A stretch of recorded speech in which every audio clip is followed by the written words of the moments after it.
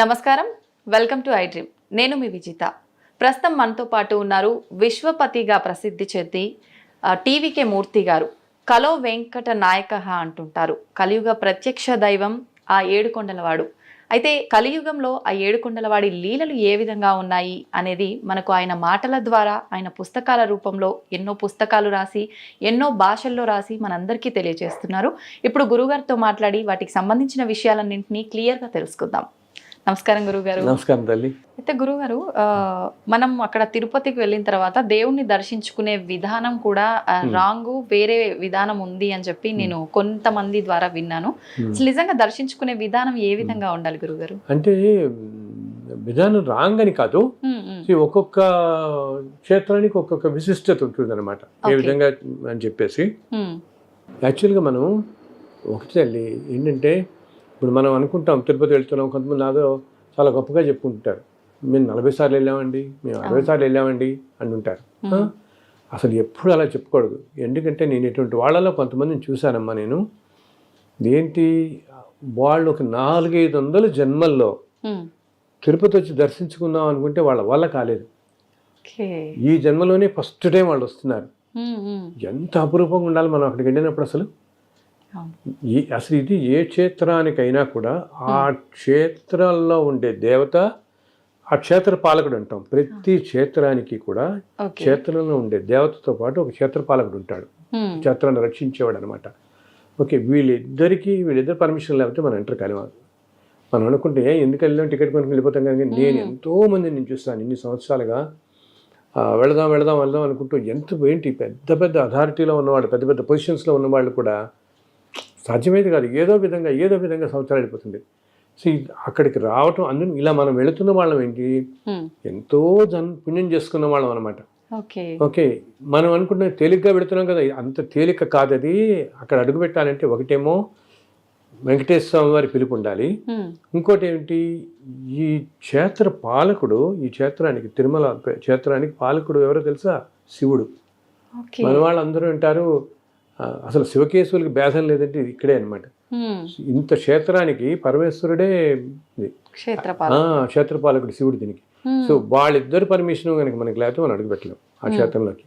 So అటువంటి క్షేత్రానికి మనం ఎప్పుడైతే వెళుతున్నామో దర్శనానికి, ఇంత అదృష్టంగా భావించి అక్కడ అట్లీస్ట్ ఆ కొండ మీద ఉన్నంత కాలమైనా మనం వేరే ఆలోచన రానియకుండా, ఇప్పుడు అక్కడికి వెళ్ళిన తర్వాత ఏదో పాలిటిక్స్ గురించి మాట్లాడతారు, ఈ వ్యవహారిక విషయాలు ఇవన్నీ నీకు ఉండే అక్కడ ఒక్కరోజు అంటే, మనం బతికే 60-70 సంవత్సరాల్లో ఒక్కరోజు అనేది ఎంత తక్కువ టైం తల్లి. ఆ టైంలో నా స్వామి దర్శనం అంతే. అండ్ ఆ కొండ ఏంటి, సామాన్యమైంది కాదు. ఇన్ని సంవత్సరాలుగా ఎంతోమంది దేవతలు, ఎంతోమంది మహర్షులు నడిచిన ప్రదేశం.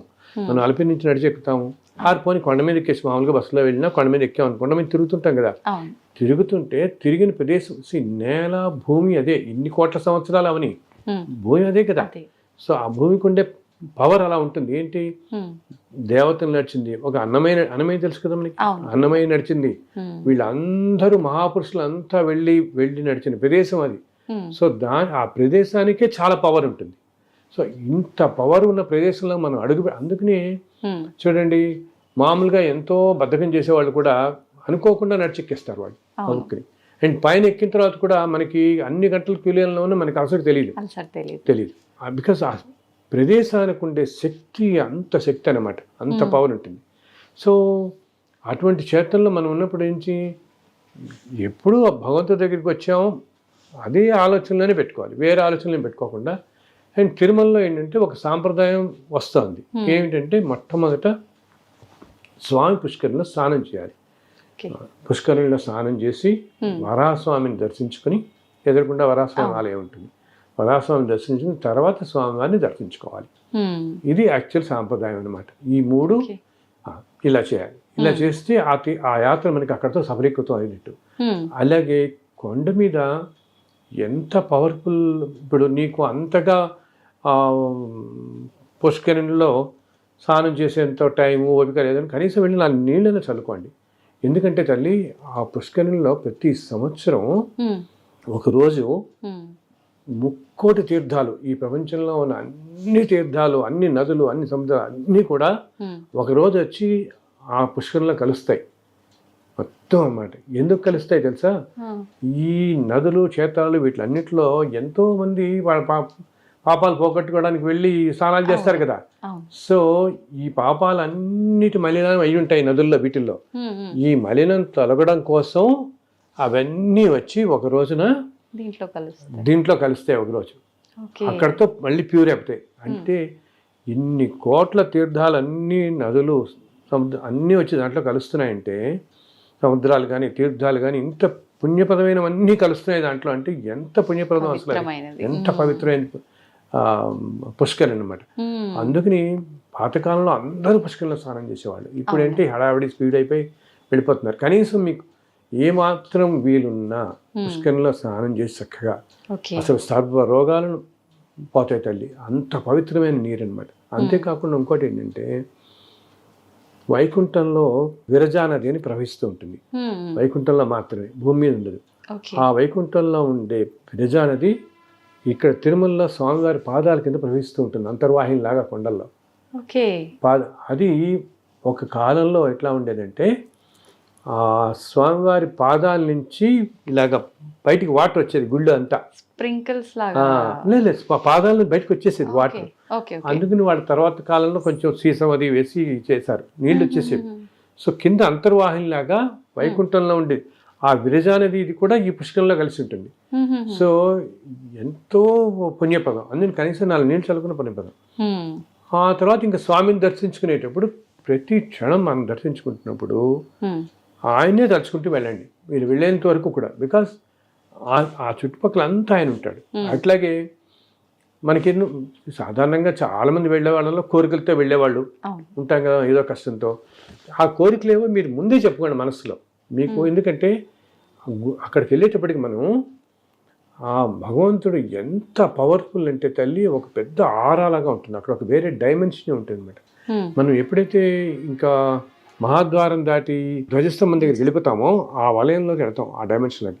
అక్కడికి వెళ్ళగానే మనకి అసలు థాట్లెస్ అయిపోతాం. మనకి ఏ కోరికలు ఏమి, అసలు మెస్మరైజ్ అయిపోతాం అనమాట పూర్తిగా. మనం కూడా డైమెన్షన్లోకి వెళ్తాం కదా, ఏది తెలియదు. అందుకు మీరు అసలు చెప్పాలంటే మనకి ఏం కావాలో ఆయన తెలియదా? తెలుసు, అన్నీ ఆయన తెలుసు. సో మన తృప్తి కోసం మనం తెలుసుకోవటం. ఇంకొకటి పైన ఎప్పుడు కూడా ఎంతోమంది దేవతలు నిత్యం రకరకాల రూపాల్లో తిరుగుతుంటారు అక్కడ. నిజమైన నిజంగా. అండ్ ఎస్పెషల్లీ పొద్దున సుప్రభాత సమయంలో ఇంకా ముందు ఆలయం తెరిచే ముందు అనమాట ఈ దేవతలు అందరూ వచ్చి స్వామిని దర్శించుకుంటారు వచ్చి. అందుకని చాలా వైబ్రెంట్గా ఉంటుంది మార్నింగ్ టైంలో. మనకి అప్పటి నుంచి 6:30 అప్పటిదాకా చాలా వైబ్రెంట్గా ఉంటుంది. సో వీలున్న వాళ్ళు ఆ సమయంలో దర్శనానికి వెళ్ళటం కష్టం చాలా. కనీసం మీరు ఆలయం బయటంతా ఓపెన్ ప్లేసే కదా, చక్కగా 3-4 అప్పుడు మీరు ఎక్కడన్నా కూర్చుని కాస్త కళ్ళు మూసుని ధ్యానం అని కూడా నేను కళ్ళు మూసుని కూర్చుంటే చాలా ప్రశాంతంగా, ఏ ఆలోచన లేకుండా మీరు అందరు దేవతలు అక్కడ తిరుగుతున్నట్టు మనకు ఆ ఫీలింగ్ వస్తుంది. చక్కగా గ్రహించగలుగుతాం, చక్కగా గ్రహించవచ్చు. అసలు మన శరీరం ఎంతో లైట్గా అయిపోయినట్టు అనిపిస్తుంది. 3-4-3:30 ఆ టైంలో కాస్త ప్రశాంతంగా గుడి బయట పుష్కరం దగ్గర ఎక్కడో సరే అక్కడెక్కడ కూర్చున్నా కూడా ఉంటుంది అన్నమాట.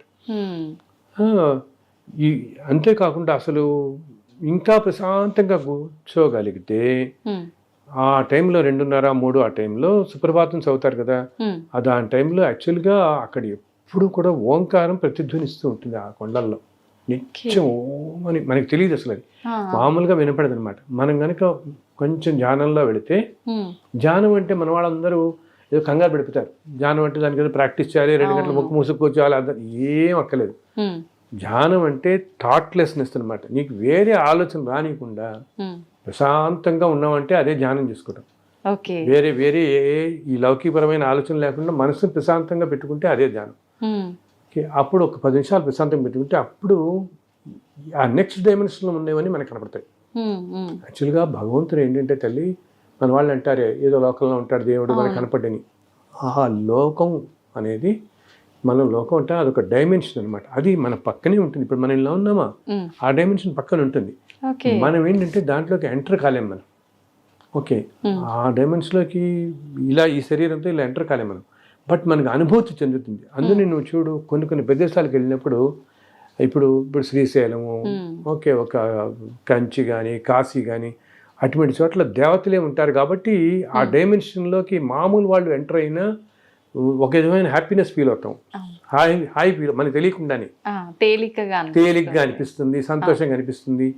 అండ్ అక్కడి నుంచి ఒక రాబుద్ధి కాదు మనసుకి, మనం చెప్పలేము ఎందుకు రాబుద్ధి కాదు, బట్ ఆ సంతోషం ఫీల్ అవుతాం because we step in to that dimension for a while మామూలుగా. అండ్ మనం కనుక ప్యూర్ హార్టెడ్ అయ్యి మంచితనం మంచి సంకల్పంతో ఉండేవాళ్ళైతే ఆ డైమెన్షన్లో ఇంకా బాగా తెలుస్తుంది మనకి అది, ఆ ఫీల్ బాగా అనమాట. సో అందుకే నేను అందరితో మన వాళ్ళతో చెప్తాను, తిరుమల వెళ్ళినప్పుడు మీరు ఉన్నంతసేపు కూడా ఆ కాసేపు వేరే ఆలోచన పక్కన పెట్టేయండి, ఏమి ఉంది భగవంతున్నే స్మరిస్తూ ఉండండి. మీకు తెలిసిన ఏ నామం అయినా సరే సింపుల్గా ఏదో ఓం నమో నారాయణ, ఓం నమో వెంకటేశాయనో, అలా ఆయన రూపాన్ని ఇవన్నీ కుదరవా ఆయన రూపం అలా తలుచుకుంటూ ఉండండి దర్శించుకున్నంత వరకు. ఆ ఉన్న ఒక్కరోజు అప్పుడప్పుడు కూడా భగవంతుడికి సంబంధించి ఏమైనా మాట్లాడుకుంటూ ఉండండి. బికాజ్ మనం మాట్లాడే ప్రతిది మన చుట్టుపక్కల వాళ్ళ ఏ దేవతో కూర్చోవచ్చు. ఇప్పుడు పక్కన మనం వచ్చి ఏ తమిళనాడు భక్తుడో ఏ మహారాష్ట్ర భక్తుడో కూర్చుంటాడు, మనం అనుకుంటే ఈయన తమిళనాడు భక్తుడు అనుకుంటామా, ఆయన నిజంగా ఏ ఇంద్రుడో ఉండొచ్చు, ఏ చంద్రుడో ఉండొచ్చు. నవగ్రహాలు, అందరు దేవతలు, అష్టదిక్పాలకులు అక్కడ నిత్యం అనేక రూపాలు సంచరిస్తారు తల్లి. నేను ప్రత్యక్షంగా అనుభవించాను ఎన్నోసార్లు. అలా సూర్యనారాయణ రావటం, చంద్రుడు రావటం అసలు ప్రత్యక్షంగా చూశాను అనమాట. మీకు ఎట్లా అనిపించింది గురుగారు వాళ్ళు దేవత? అసలు ఆ క్షణంలో తెలిసిపోతుంది మమ్మల్ని ఏ దేవత అనేది చాలా తెలుస్తుంది మనకి, అది ఇన్స్టెంట్గా తెలుస్తుంది. ఎస్పెషల్లీ మార్నింగ్ టైమింగ్, ఇందా నేను చెప్పాను తెల్లవారుజాము టైంలో. సపోజ్ మనం పొద్దున్న ఏ సుప్రభాతంకి వెళ్ళటమో ఏదైనా వెళ్ళొచ్చాం అనుకోండి, వెళ్ళొచ్చి చూస్తుంటే అసలు ఆ అట్మాస్ఫియర్ అంతా ఛార్జ్డ్ అయిపోయి ఉంటుంది అనమాట. అసలు వేరే డైమెన్షన్లో ఉన్నట్టే ఉంటుంది, అక్కడి నుంచి రాబోద్ది కాదు. అందుకని మన వాళ్ళకి చెప్తాను, మీరు దర్శనానికి వెళ్ళినా సరే లేదా మీరు ఆ రోజు రాత్రి పడుకుంటారనుకోండి, అందుకని మేము అంటాం, మన వాళ్ళందరూ ఏమంటారు, ఏదైనా క్షేత్రం వెళ్తే నిద్ర చేయండి అంటారు. అంతే కదా, మన వాళ్ళంతా ఇప్పుడు మోడర్న్ అయిపోయి వెళ్ళిపోయి 2 గంటల దర్శనం 4 గంటలకు వెనక్కి వచ్చే ఈవినింగ్ అలా చేస్తున్నారు.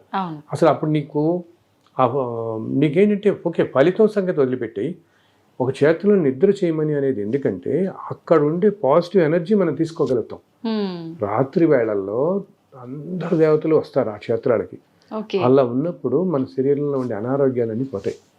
అందుకని నిద్ర చేయండి అని ప్రతివాడు చెప్పేది. రాత్రి నిద్ర చేస్తే కనుక ఆ తెల్లవారుజామున దర్శనం దేవతలు వచ్చినప్పుడు ఆ ఎనర్జీ అంతా కూడా మనలో ఉన్న డిసీజెస్ అన్నింటినీ తొలగిస్తుంది, మన ఎంతో మార్పు తీసుకొస్తుంది మన ఆరోగ్యం కూడా అనమాట.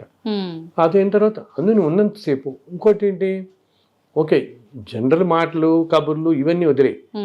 ఈ మధ్య ఇంకొకటి అందరికీ ఇది మానవ సహజం, మనుషులంటేనే మనకి రకరకాలుగా పోతుంది మనసు కదా, అతి సామాన్యమైన వాళ్ళం మనం అందరం.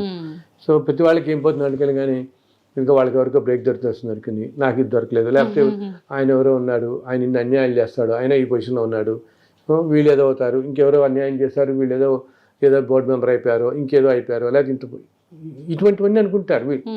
అసలు ఎవ్వరి గురించి జడ్జిమెంటల్గా ఉండద్దు. నేను చెప్తాను, మనకి ఇదంతా అనవసరం. వాళ్ళు ఎవరో ఉన్నారా, వీళ్ళు ఇట్లా ఉన్నారా, లేకపోతే ఇదంతా ఇప్పుడు ఇమర్జెంట్ అంటున్నారు సార్ అంతా కమర్షియల్ అయిపోయింది సార్, ఈ కమర్షియల్ అయిపోయిందా అది అయిపోయింది, ఇదంతా మనకి అనవసరం. ఈయన కోట్ల సంవత్సరాల నుంచి ఉన్నాడే, ఎన్ని సంవత్సరాల్లో ఎటువంటి సంస్కృతుల్లో ఉన్నాయో ఎవరు శ్రీకృష్ణదేవరాయలు వచ్చేవాడు. శ్రీకృష్ణదేవరాయలు వచ్చేటప్పుడు తల్లి ఒక ఫ్రెంచ్ ట్రావెలర్ అనమాట. ఆయన ఆ టైంలో వచ్చి కృష్ణదేవరాయలు 7 సార్లు తిరుమల దర్శించుకున్నాడు. ఆయన వచ్చినప్పుడు కొండ మీదకి తెలుసా 10,000 గుర్రాలు వచ్చేవి. ఆయనతో పాటు 10,000 గుర్రాలు, ఒక 500 ఏనుగులు, ఇవన్నీ వచ్చి కొండకి కొన్ని లక్షల మంది వచ్చేవాళ్ళు ఆయనతో పాటు పరివారం. అలా 7 సార్లు వచ్చాడు ఆయన. ప్రతిసారి ఏదైనా జైత్రయాత్రకు వెళ్ళినప్పుడు అది విజయం పొందగానే తిరుమల వచ్చి స్వామి దర్శించుకునేవాడు. ఎన్నో ఆభరణాలు ఎన్నో చేయించాడు అక్కడ. అసలు ఒక ట్రావెలర్ రాస్తాడు, వాళ్ళు వెళ్తున్నప్పుడు ఎలా ఉంటుంది పైన అంతా, అదే అసలు మనం ఇప్పుడు అనుకుంటాం ఆ రోజుల్లోనే లక్షల మంది వచ్చేవాళ్ళు తిరుమలకి, అలా ఉండేది ఆ క్షేత్రం ఒకప్పుడు అని. బుక్ లో లిజెండ్ ది ఇండియా అని చెప్పి ఒక బుక్ రాస్తాడు అతను, ఒక ఆయన. ఇప్పుడు 1700-1800లో అయింది, తర్వాత ఆ మధ్య ప్రింట్ అయింది అది. అక్కడ ఆ మ్యాన్స్క్రిప్ట్ ఇలా ఉండిపోయింది ఎప్పుడుదో. ఓకే చాలా చాలా విశేషాలు రాస్తాడు తిరుమల గురించి దాంట్లో.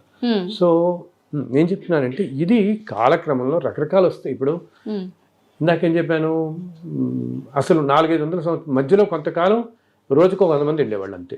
అసలు తిరుమల ఆలయంకి, బికాజ్ అంత అడవి కదా, అవును. అప్పుడు తిరుపతి లేదు, ఇవి ఏమీ లేవు ఇవన్నీ కూడా. సో ఆలయం అడవి నుంచి వెళ్ళడానికి చాలా కష్టం కాబట్టి ఒక 100 మంది పోగైతే ఈ 100 మంది నడుచుకుంటూ వెళ్ళి దర్శనం చేసుకుని వచ్చేసేవారు. అర్చకులు కూడా ఏమిటి, పొద్దున 9 అలా వెళ్ళి సుప్రభాతం చేసి ఆలయాలు తెరిచి మళ్ళీ 4 గంటల కింద దిగిపోయేవాళ్ళు. ఓకే. చాలా కాలం క్రితం అలాగే జరిగేది. అసలు పైన ఊరు అనేది లేదు. ఓకే. ఓకే. తర్వాత వచ్చాయి. సో ఆ తర్వాత ఏమైంది, ఇంకా బ్రిటిష్ వాళ్ళు రావడం, చెప్పాను అప్పుడు మహంతులు వాళ్ళ పరిపాలనలో ఉంది, ఓకే. ఎన్నో జరిగాయి. అలాగే ఇప్పుడు ఇంకొకటి, ఇప్పుడు పరిపాలన జరుగుతుంటుంది, రేపు ఇంకొకటి ఉంటుంది. మనకి కావాల్సింది ఈ చుట్టుపక్కల ఇవన్నీ మారిపోతుంటాయి. నేను ఏమన్నాను, ఇవన్నీ మొదట్లో పొలాల మధ్య ఉండేది కూడా అన్నాను, ఊహించుకోలేం మనం. ఆ పొలాల తర్వాత ఏమైంది, చుట్టూత తోటలు ఉండేవి, బ్రహ్మాండమైన గార్డెన్స్ అన్నమాట, ఫ్లవర్ గార్డెన్స్. యాక్చువల్లీ తిరుమల పేరే పుష్ప మండపం అంటారు తిరుమలని. ఎందుకంటే అంత ఆయనకి పుష్పాలంకార ప్రియుడు, విష్ణు పుష్ప ప్రియుడు అంటాం కదా మనం, ఈయన అభిషేక ప్రియుడు, శివుడు పుష్ప ప్రియుడు. సో అందుకని ఎంతో మంది జమీందారులు పైన ఎన్నో తోటలు పెట్టారు. అన్ని ఇప్పుడున్న గెస్ట్ హౌస్లు ఉన్న చోట్ల అన్ని తోటలే. అందుకనే వాటిని ఇప్పుడు మనం రామ్ బగీచా అని ఎదుర్కొన్నా వింటామా. యాక్చువల్లీ రామ్ బగీచా అంటే తోట అనమాట. ఒకప్పుడు అక్కడ ఒక ఆయన కట్టించిన నార్త్ ఇండియన్స్ పెట్టిన ఒక పెద్ద తోట ఉండేది. సో అందులో దాన్ని రామ్ బగీచా అనేవారు. అలా రకరకాల అన్ని పైన ఆ గెస్ట్ హౌస్ ఉన్న పేర్లు కొన్ని అలాగే ఉంచారు. ఈ కాట, ఈ మండపం, ఇవన్నీ అనమాట, ఈ పూలు తోటలన్నీ ఉండేవి, వాటి మధ్యలో ఉండేవాడు. అలా ఇప్పుడు ఇలా వచ్చింది. సో మనం ఇవన్నీ పట్టించుకోకూడదు. ఇప్పుడు రేపు పొద్దున కొన్ని వేల సంవత్సరాలు అయ్యేటప్పుడు ఇంకోటి ఏదో మారిపోతుంది, ఈ సంస్కృతి మారిపోవడంతో ఇవన్నీ. బట్ లోపల ఆయన మాత్రం ఒకటే కదా, ఆయన అలాగే ఉంటాడు. ఆయన వీటన్నిటికీ చిద్విలాసంగా ఉంటాడు. ఆయనకి ఇది ఏమీ పట్టదు. ఓకే, ఇది ఇలా నన్ను ఇమ్మ జరుగుతున్నారు, ఆయన ఇంత అధర్మాలు జరుగుతున్నాయి, ఇన్యాయాలు జరుగుతున్నాయి, ఆయన ఏం చేయడంటే ఇది కాల ప్రవాహంలో ఎప్పుడూ రకరకాలుగా, కొంతకాలం ఇలా ఉంటుంది, కొంతకాలం ఇలా వెళ్తుంది, ఎన్నెన్నో అవుతుంటాయి. అన్నిటికీ సాక్షిభూతుడు ఆయన చూస్తుంటాడు. అది ఈ అధర్మాలు ఇవన్నీ మనం చేసుకునేవి కదా. సో మనం అక్కడికి, అంతేగాని ఆయనేం కావాలని ప్రకృతి విపత్తులో ఆయన ఏదో సృష్టించాడు. మనుషులే అధర్మంగా వెళ్ళిపోయి అడవులు కొట్టేసి నేచర్ అంతా ఇలా నాశనం చేసి ఇలా తెచ్చుకుంటున్నారు. కానీ ఆయన ఏం చేస్తాడు, ఆయన చేయడు. దానివల్ల వస్తున్నాయి ఇవన్నీ చెప్తే. సో లోపల ఉండేది ఆయన మాత్రం సిద్ధిలేసి ఉంటాడు. మనం వెళ్ళిన భక్తులు ఈ డైవర్షన్స్కి లోన్ కావద్దు అని చెప్తాను నేను. వీటికి లోన్ కాకుండా జస్ట్ చక్కగా వెళ్ళి ఆయన దర్శించుకోండి, ఉన్నంతసేపు స్వామిని ఆరాధించండి, 4 మంచి మాటలు చెప్పుకోండి, రండి. ఇవేమి ఈ చుట్టుపక్కల పరిస్థితుల గురించి ఆలోచించండి. బికాస్ అక్కడ ఇప్పుడు ఎవరికి తెలుసు మళ్ళీ అసలు ఈ జన్మలో రాగలుగుతామో లేదో, ఈ జన్మ వదిలే ఇంకో 100 జన్మ దాకా అడలేమో మనం. ఇప్పుడు వచ్చే జన్మలో మనం ఇప్పుడు ఈ జన్మలో పుట్టాం, వచ్చే జన్మలో ఏ పాకిస్తాన్లోనూ పుట్టచ్చు, ఏ ఫ్రెంచ్లోనూ పుట్టచ్చు, ఏ ఫ్రెంచ్ దంపతులు, ఏ అమెరికన్స్ పుట్టచ్చు, ఏ రష్యాలో పుట్టచ్చు, ఇవన్నీ కాకుండా ఏదో అమెజాన్ ఫారెస్ట్లో ఎక్కడ పుట్టచ్చు, ఏ జాతిలో అసలు వైల్డ్ లైఫ్లోకి వెళ్ళిపోతామో, ఎక్కడికి వెళ్తామో, నెక్స్ట్ లైఫ్లో ఎక్కడికి వెళ్తామో అని తెలియదు. సో మళ్ళీ నువ్వు ఈ తిరుమలని కొన్ని 100 జన్మల దాకా నువ్వు ఇటు రాలేకపోవచ్చు. ఎంత ప్రెషియస్ మరి అది కదా ఆ టైం. అది మన వాళ్ళకి తెలుసు చాలా పవర్ ఉంది ఇదంతా. ఇది కూడా ఉంటే ఇంకా బాగా గ్రహించగలుగుతారు, ఆ శక్తిని ఇంకా బాగా గ్రహించగలుగుతారు. అట్లాగే కొండ మీద ఉన్నప్పుడు సూర్య నమస్కారం పెట్టుకోవడం అంటే చాలా మంచిది. సూర్యుడికి ఒక్కసారి వీలుంటే సూర్యుడు ఉన్నసేపు తిరిగి ఒక్క నమస్కారం. ఎందుకంటే సూర్యనారాయణ అంటే స్వామివారే కదా, సూర్యనారాయణమూర్తి. సో తిరుమల కొండ మీద సూర్యుని కనుక ఆరాధిస్తే ఎటువంటి అనారోగ్యాలైనా తొలగిపోతాయి అన్నమాట. ఎందుకంటే రథసప్తమి చాలా బాగా చేస్తారు అక్కడ. ప్రతి సంవత్సరం రథసప్తమి రోజున ఉదయం నుంచి మామూలు బ్రహ్మోత్సవాల రోజు వాహనాల సేవలు ఉంటాయి కదా, అలా ఆ రోజు పొద్దు నుంచి ఉదయం దాకా అన్ని వాహనాలు మళ్ళీ పెడతాయి. ఒకే రోజు అన్ని వాహనాలు చూడొచ్చు మనం. రథసప్తమి రోజు కొండ మీద ఉంటే పొద్దున 6 గంటలకి సూర్యప్రభ వాహనంతో స్టార్ట్ చేసి సాయంత్రం దాకా అన్ని 7 వాహనాలు మనం చూడగలుగుతాం. బ్రహ్మోత్సవాలు చేసే వాహనాలు. ఎందుకంటే సూర్యనారాయణుడు ప్రత్యక్ష దైవం కదా. సో కొండ మీద ఉన్నప్పుడు మన వాళ్ళందరికీ నేను చెప్పేది ఏంటంటే ఒక్కసారి సూర్యుడికి నమస్కారం పెట్టుకోండి. అది చాలా మనకి అనారోగ్యాల నుంచి బయటపడేస్తుంది. ఇంత మహత్యం ఎందుకు గురువుగారు? అంటే వెంకటేశ్వర స్వామికి కానీ ఆ స్థలానికి కానీ అక్కడ ఇందాక చెప్పాను చూడు, ఈ సృష్టి మొత్తానికి కారణభూతమైనటువంటి పరబ్రహ్మ స్వరూపమే ఉంది అక్కడ. అండ్ ఆయన ఇప్పుడు మామూలుగా ఆలయాలు ఏంటి, కొన్ని స్వయం వ్యక్తం అంటాం, అంటే భగవంతుడే వెలియటం. కొన్ని ఆలయాలు ఏంటంటే మహర్షుల చేత ప్రతిష్ఠింపబడేవి, కొన్ని ఏమో సిద్ధుల చేత యోగుల చేత ప్రతిష్ఠింపబడేవి. ఇప్పుడు మనం అంటుంటాం చూడు, ఇది అగస్త్యుడు ప్రతిష్ఠించాడు, ఇది భారద్వాజ ప్రతిష్ఠించాడు అని చెప్పుకుంటుంటాం ఏదైనా గుళ్ళకి వెళ్తే ఊళ్ళల్లో మనం కొన్ని చోట్ల. అలాగా కొన్ని సిద్ధులు యోగులు, కొన్ని ఆ స్వామీజీ ప్రతిష్ఠించారు, ఈ స్వామి ఇలా చెప్తుంటాం. కొన్ని ఈ మిగతావి మానవ ప్రతిష్టాలు, అంటే మానవులు మనం కట్టించేవి, వీళ్ళు చేసేవి. సో వీటిలన్నిటికంటే సుప్రీం ఏంటి, స్వయం వ్యక్తం, అంటే భగవంతుడే స్వయంగా మనం కోవటం వేలవటం అనమాట. సో ఇలా తిరుమలలో ఉన్నది అలా సాక్షాత్తు ఆయనతో ఆయన వెలిసింది. ఆయనే మనని కలియుగంలో ఈ కష్టాల నుంచి కాపాడడం కోసం ఆయన తీసుకున్న ఇదనమాట. అందుకని అంత పవర్ఫుల్ ప్లేస్ అది. సాక్షాత్తు భగవంతుడే వైకుంఠం నుంచి వచ్చి నిలబడిన ప్రదేశం కాబట్టి. ఇంకొకటి ఏమిటి, అలాగే ఈ వెంకటాద్రి అని మనం కొండ ఎక్కుతున్నాం కదా, ఈ వెంకటాద్రి అంతా కూడా శేషాచలం కూడా అంటాం. అది యాక్చువల్లీ అంతా ఆదిశేషుడే. ఆదిశేషుడే ఆ పర్వత రూపంలో అలా ఉంటాడు మొత్తం, ఎందుకంటే పైన స్వామివారు ఉన్నారు కాబట్టి పర్వత రూపంలో ఉంటాడు. అలాగే ఆ స్వామి పుష్కరిణి అంతా కూడా వైకుంఠంలో ఉండే ఆ పుష్కరిణి ఇక్కడ వస్తుంది, స్వామి వచ్చాడు కదా అది కూడా వస్తుంది అనమాట. ఆ పుష్కరిణి కూడా ఇంత పవిత్రమైన ప్రదేశాలు ఉన్నాయి కాబట్టి అంత పవర్ ఆ స్థలానికి. అండ్ ఇంకోటి చెప్పానుగా, ఇన్ని కోట్ల సంవత్సరాలుగా ఇన్ని దేవతలు. అంతేకాదు, అసలు మనం అనుకుంటాం రాములు వారు కూడా సాక్షాత్తు వెళుతూ రామచంద్ర వాళ్ళు కూడా వస్తారు ఇక్కడికి, తిరుమల కొండకు వస్తారు. ఇలా ఎందరో దేవతలు అన్నమాట వచ్చిన ప్రదేశం కాబట్టి ఇన్ని కోట్ల సంవత్సరాలుగా. ఇంకోటి ఏంటి, నిత్యం ఇన్ని వేల సంవత్సరాలుగా ఎన్ని ఆరాధనలు అవుతున్నాయి అక్కడ, ఉదయం నుంచి రాత్రి దాకా అవుతున్నాయి. అండ్ సంవత్సరం పొడుగునా ఒక 300-400 రకరకాల ఉత్సవాలు జరుగుతూనే ఉంటాయి. నిత్యోత్సవ అంటారు వాళ్ళు, వారోత్సవ, పక్షోత్సవ, మాసోత్సవ అని చెప్తారు, సంవత్సరోత్సవం అని అన్ని రకాల ఉత్సవాలు అవుతుంటాయి. 400 ఉత్సవాలు ఎన్నో ఉంటారు వాళ్ళు.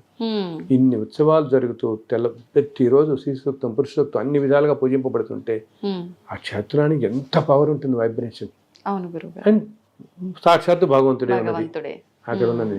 సో దానివల్ల అంత శక్తి ఉంటుంది అనమాట అక్కడ. అందుకని మనకి అక్కడి నుంచి రాబుద్ది కాదు. ఎందుకంటే మనం ఇప్పుడు మనందరికీ తండ్రి ఎవరు, శ్రీమన్నారాయణుడు. అంతేగా భగవంతుడు ఆయన నుంచే ఈ మానవకట అంతా కదా పుట్టింది. సో మనకి ఆయన మీద మరి అంత సుప్రీం పవర్ మీద మనకి ఎప్పుడు ప్రేమ ఉంటుంది కదా, మన తండ్రి యజమాని అన్నీ అనే కదా. అందులో అడిగితే రాబుద్ది కాదు కాసేపు దర్శనానికైనా. కానీ మనం ఒక్క స్ప్లిట్ సెకండ్ దర్శనం కలిగినా అక్కడ మనం చూసుకోవాల్సింది ఏంటంటే, మనకి ఆయన కనపడ్డా కాదా అన్నది, ఆయన మనకి చూసాడా లేదనేది ఇంపార్టెంట్. ఆ సెకండ్లో ఆయన మనని చూస్తున్నాడా. ఇంకొకటి, ఆయన ఆలయంలోనే కాదు, ఆలయం బయట అంతా తిరుగుతూనే ఉంటాడు చక్కగా. రోజు భక్తులు ఆయనకి ఎంతో సంతోషం అంట. ఏంటి, భక్తులు అందరూ రకరకాల కథలు చెప్పుకుంటూ వాళ్ళ ఎక్స్పీరియన్స్ చెప్పుకుంటుంటారు కదా. కాటేజీల్లో కూర్చుని నాకు ఎంతో గొప్పగా దర్శనం అయింది, నేను ఇలా అనుకోగానే నాకు తీరింది, నేను అందుకనే వచ్చాను, లేకపోతే నేను యూఎస్ నుంచి వచ్చాను, ఇలా వచ్చాను, ఇలా ఎంతోమంది నాకు తెలిసిన ఎంతోమంది భక్తులు. కొంతమంది అయితే ఎంత, సింగపూర్లో నాకు తెలిసిన ఒక భక్తుడు ఉన్నాడు, చాలా స్వామివారికి ఎంతో గొప్ప భక్తుడు. ఆయన ప్రతి నెల సింగపూర్ నుంచి వచ్చి స్వామిని దర్శించుకు వెళ్తాడు. వినోద్ అని చెప్పి చాలా భక్తుడు అనమాట. అది ఎంత పవిత్రమైన ప్రదేశం, ఎంత పవర్ఫుల్ ప్రదేశం కాకపోతే అలా లాగేస్తుంది మనిషిని. ఎంత అచంచలమైన భక్తితో వచ్చేవాళ్ళు ఎలా ఉంటారు అక్కడికి. సో ఎంతో ఆతృతో అలా వచ్చే భక్తుల కోసం ఆయన ఎదురు చూస్తుంటాడు. వాళ్ళు అంటుంటారు ఆ స్వామివారు అసలు ఆయన, మనం ఇందాక నేను చెప్పాను, శిలగా మనల్ని భ్రమింపజేస్తున్నాడు అంట. అంటే మనందరినీ అలా మాయలో పడేస్తున్నాడు, శిలగా కనపడుతున్నాడు, కానీ నిజంగా భగవంతుడే అక్కడ సాక్షాత్తు ఉంటున్నాడు. ఒక్కోసారి నేను ఈ మధ్య లాస్ట్ టైం వెళ్ళినప్పుడు 2 సార్లు వెళ్ళాను ఆ రోజు దర్శనానికి. పొద్దున వెళ్తున్నప్పుడేమో ఇలా మామూలుగా చూస్తున్నట్టు కనపడింది, తర్వాత వెళ్తున్నప్పుడేమో ఇలాంటి చిరునవ్వు అవుతూ కనపడ్డారు. అంటే మీకు విగ్రహ రూపం కనిపించదా గురుగారు? ఇంకా విగ్రహ రూపంలోనే నీకు అది తెలుస్తుంది వెంటనే. ఒక్కసారి చిరునవ్వు అవుతున్నట్టుగా ఆయన ఒళ్ళు తలదిరిస్తుంది మనకి తలుచుకుంటేనే, చెప్తుంటేనే. ఇది చాలా మంది చెప్తారు, అక్కడ ఉన్న అర్చకులు చెప్తారు, అర్చకులు నిత్యం ఉంటారు కదా, వాళ్ళు చెప్తుంటారు స్వామి మొహంలో మాకు ఎంతో ఆనందం కళ కనపడుతుంటుంది. అంటే ఎవరు మహాభక్తులు ఎవరో వస్తున్నాడు ఈరోజు, స్వామి కూడా చాలా సంతోషపడుతుంటారు, చాలా సంతోషపడుతున్నారు వాడు అని చెప్పేసి అట్లా అని. అందుకని పైన కొండ మీద ఆయన ఎప్పుడు మన మధ్య తిరుగుతుంటాడు రకరకాల రూపాల్లో. ఏదో మనం చూడు, ఒక్కోసారి మనం ఏదైనా మాట్లాడుకుంటున్నప్పుడు ఎవరో ఏది పని లేనట్టుగా వచ్చి మన పక్కన కాసేపు కూర్చుని అలా వెళ్ళిపోతారు. ఓకే, మనం అలాగే ఏదో ఏ టీ కాఫీ తాగడానికి ఏదో చెట్టు కిందకి వెళ్ళి తాగుతుంటామా, ఎవరో వచ్చి మనం ఏదో మన ఫ్రెండ్స్తో చెప్పుకుని ఉంటాం, ఇందాక దర్శనం అయింది, అయితే రేపు పొద్దున్న దర్శనం ఉంది, నేను 4 ఏళ్ల క్రితం ఇలా వచ్చాను, నాకు ఇంత అద్భుతం, ఇవన్నీ జరుగుతుంటే ఇటువంటివన్నీ ఎవరో ఒక వచ్చి ఆయన కూడా టీ తాగి వెళ్ళిపోతుంటాడు, మనతో మాట్లాడి ఏదో చిరునవ్వునే వెళ్ళిపోతాడు. అతనేంటి సాక్షాత్తు స్వామివారే. ఆయనకి చాలా ఇష్టం అన్నమాట భగవంతుడి గురించి చెప్పుకుంటున్నా లీలలు వింటుంటే. ఏంటి వీళ్ళందరూ అంత మార్గంలో ఉన్నారు కదా, మరి అంత భక్తి మార్గంలో ఇలా ఉన్నారు మైమరిచి. ఎవరైతే అంత ప్యూర్ హార్ట్స్తో ఉంటారో, మనస్సుతో, వాళ్ళ దగ్గర ఆయన అంటాడు కదా, నా లీలలు కానీ నా ఇది కానీ ఎక్కడ ఉంటాయో నేను అక్కడ ఉంటారు, కూర్చుని ఉంటాడు, అక్కడే టెస్ట్ వచ్చి కూర్చుంటాడు. గాత్రం ఎవరైతే పాడుతుంటారో కీర్తనలు ఇవన్నీ, అలాగే ఆయన విశేషాలు చెప్పుకున్నప్పుడు కూడా కూర్చుంటాడు. అందుకని ఆ ప్లేస్ అంత పవర్ఫుల్ అయింది. ఎందుకు ఇందాక అన్నామే, ఇంత శక్తివంతమయ్యి మనకి వెళ్ళటానికి ఇంత కష్టమైన, వెళ్ళిన తర్వాత ఒక్క స్ప్లిట్ సెకండ్ దర్శనం మనకు వచ్చేది, కానీ మళ్ళీ లాగేస్తుంటది కదా, మళ్ళీ వెళ్ళాలి, మళ్ళీ వచ్చినప్పటి నుంచి మళ్ళీ ఎప్పుడు వెళదామా. అండ్ ఇంకొకటి, మన సంకల్పం గట్టిగా ఉంటే తల్లి ఆయన ఏదో ఏర్పాటు చేసేస్తాడు. నేను చాలాసార్లు చూస్తున్నాను, వెళ్ళాలి ఇలా అనుకున్న వాళ్ళకి గబుక్కి నా పక్కింటి వాళ్ళు రమ్మటం, ఎవరో తెలిసిన వాళ్ళు రమ్మటం, నేను కూడా తీసుకెళ్తాం 10 మాతో పట్టడం, గబుక్కి అది జరిగిపోతుంది. మన సంకల్పం లేకుండా వెళదాలే పర్వాలేదు అనుకున్న వాళ్ళకి ఇది ఒకటి జరగదు. అది మాత్రం మనం ఎప్పుడూ తక్కువ చేయకూడదు అక్కడ. బికాస్ ప్రతి అక్షరం ఇవనే, ప్రతి మనం మాట్లాడే ప్రతి మాట చక్కగా వింటున్నాడు, అన్నీ వింటుంటారు చక్కగా అని చెప్పని. ఇందాక సర్వవ్యాప్తి నారాయణుడు అని అంటారు, మొత్తం వ్యాపించి ఉన్నవాడు. గురుగారు, మీకు ఇప్పటికీ భగవంతుడు దర్శనం కలుగుతూ ఉంటుందా? చాలా పెద్ద ప్రశ్న వేశావు. కలుగుతుందమ్మా, కానీ చెప్పాను రకరకాల రూపాల్లో దర్శనమిస్తుంటాడు ఆయన.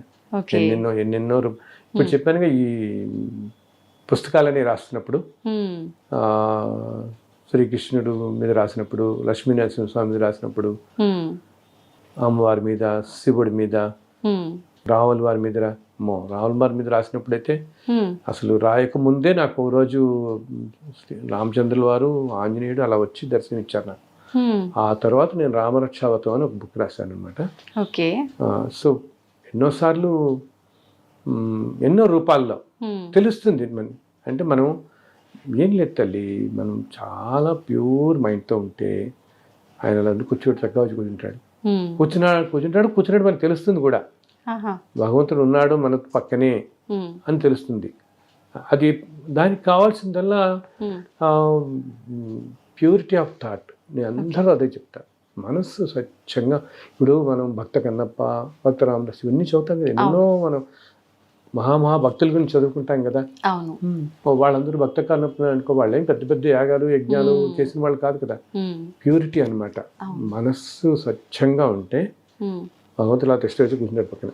సో అలా నేను గమనించాను ఎన్నో.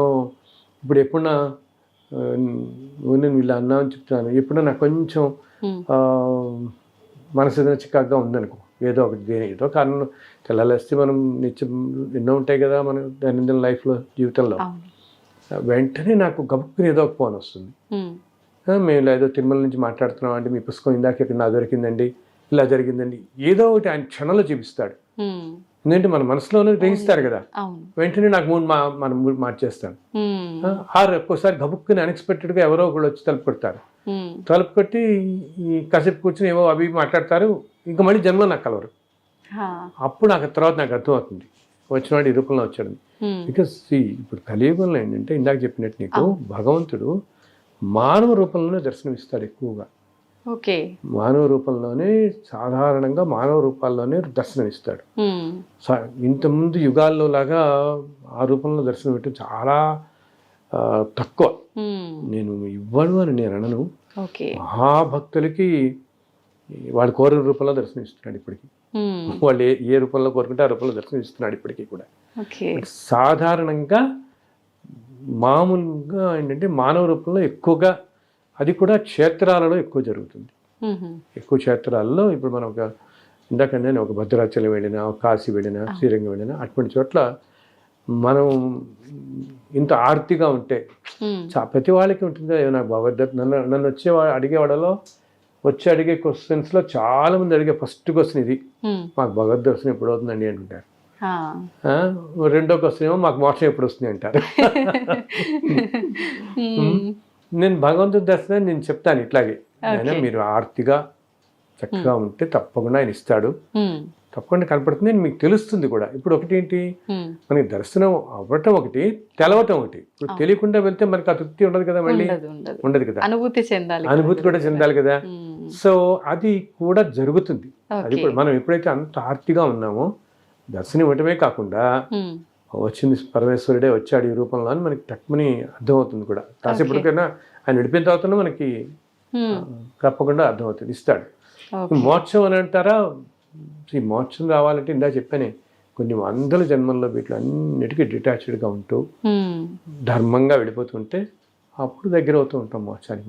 మనం చేసే పనులపైన ఆధారపడి అంతే ఉంటుంది కానీ మనం అంతే. కోరుకోవడం వల్ల రాదు. మనం చేసే పనులపైనే, ఉమ్, మన ఆలోచన మనం చేసే పనులపైన ఓకే. అందరు మంచి కోరుకుంటూ మంచితనం చూస్తూ దేనికి జడ్జిమెంటల్గా ఉండకూడదు. ఉమ్, వీడు ఇట్లా ఎందుకున్నాడు, వాడు ఎట్లా ఎందుకున్నాడు, వీడు నన్ను ఇలా ఎందుకు అనుకున్నాడు, ఇది ఇలా ఎందుకు జరిగింది, అవి ఎలా ఏవి ఎందుకు ఎలా జరుగుతున్నాయి అనేది మనకి కారణం దేనికి మనకి తెలియదు. ఈ కారణాలన్నీ కూడా ఏదో జన్మల నుంచి ఇన్ని జన్మల్లో వస్తుంటే ఏ జన్మలో వాళ్ళు ఏం చేసుకున్నారో మనం ఏం చేసుకున్నామో అవును, వీటన్నిటికీ కారణం ఏమిటనేది తెలియదు. అందుకని మనం ఎవరిని జడ్జ్ చేయకూడదు ఉమ్, అసలు. ఏం మనకి ఏదైనా కష్టం అని కలిగినా ఏమో మన జన్మ మనం ఏదో చేసుకున్నదానికి మనకు కష్టం కలిగింది అనుకోవటం, ఉమ్, నాయన ఇది తట్టుకునే శక్తి అంటాం వాళ్ళని. అంతే. ఇందాక చెప్పాను కదా, నలుగురికి తోచినంతలో సహాయం చేయటం, హాయ్. అది కాపాడినట్టు ఏది కాపాడితే అందరూ. ఉమ్, అది కూడా ఏంటి, నీకు ఏముండక్కర్లేదు. నీకు సపోజ్ ఏదో 5,000 జీతం వస్తున్నావు అంటారు నెలకి, పాపం అది సామాన్యులు. అవును. వాళ్ళు ఏదో ఒక 50 రూపాయలు పాపం అలా వెళ్తున్నప్పుడు 20 రూపాయలు 30 రూపాయలు చేయండి వాళ్ళకి.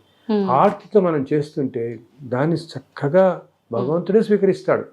మనం అనుకుంటున్నాం ఎవరికో ఇస్తున్నాం అని, కానీ అది భగవంతుడికి వెళుతుంది చక్కగా ఆ దానం. ఆయన చక్కగా చేసి అంతేగాని అహంకారంతో చేయకూడదు. నాకు 100 కోట్లు ఉన్నాయి పర్లేదు ఇంకో 10 కోట్లు ఇస్తానని అనుకుంటే దానికి ఏ ఫలితం రాదు మనకి. అది అహంకారంతో చేయకూడదు. అహంకారంతో చేయకుండా నాయన అసలు మనకు తెలియకూడదు, సమర్పిస్తున్నట్టు కూడా మనం అనుకోకూడదు, మనం చేస్తున్నాం అని కూడా